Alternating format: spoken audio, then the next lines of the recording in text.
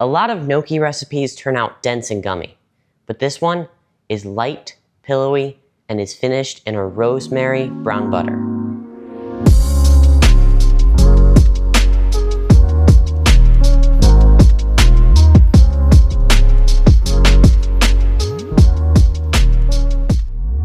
To begin, get a large pot of water heating over high heat. You'll want that ready to go by the time you're finished prepping the potatoes. While that's coming up to temp, scrub and peel 1.5 pounds or 680 grams of russet potatoes and cut them into large, even pieces. If your water isn't finished boiling yet, be sure to drop those potatoes in a bowl of water to prevent them from oxidizing. Once the water's boiling, drain the potatoes from the bowl and drop them into the boiling liquid and cook them until a fork slides through them easily, which usually takes 15 to 20 minutes depending on how big your pieces are. Once they're fork tender, drain them well. Then spread the potatoes out on a sheet pan and pop them into a 300-degree Fahrenheit or 150-degree Celsius oven for a few minutes, just until you don't see any more steam rising off them. Water left in the potatoes means you'll need more flour later, and more flour means a denser gnocchi. Once the potatoes are out of the oven and still hot, place them into your stand mixer bowl and mash them up with a fork until you have a smooth, even consistency with no lumps left. Working with them while they're still hot is what keeps the texture light instead of gummy. Add 8 ounces or 227 grams of all-purpose flour and mix on low speed until the dough comes together into a shaggy mass. Then add 1 tablespoon or 14 grams of butter, 1 egg,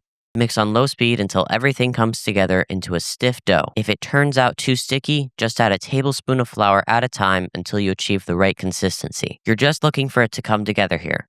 Overmixing will work the gluten too much and you'll lose that light texture you're after. Turn the dough out onto your floured work surface and roll it into cylinders about 1 inch or 3 centimeters thick. Then cut those into little pillows and place them on a floured tray. Bring a pot of salted water to a simmer, not a hard boil, and drop your gnocchi in. After they enter the water, they'll sink at first, but you'll know they're ready the moment they float back up to the surface, usually around the 2 to 3 minute mark. Lift them out with a slotted spoon or spider and place them into a colander to finish draining. Now that your pasta's cooked, heat a saute pan with some butter over medium-high heat, and once it's hot, lay your gnocchi in a single layer and let them sit undisturbed for a minute or two before flipping.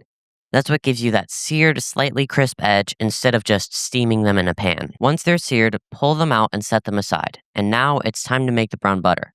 In that same pan, add 6 tablespoons or about 75 grams of butter and let it melt down. Stir it constantly and watch it closely.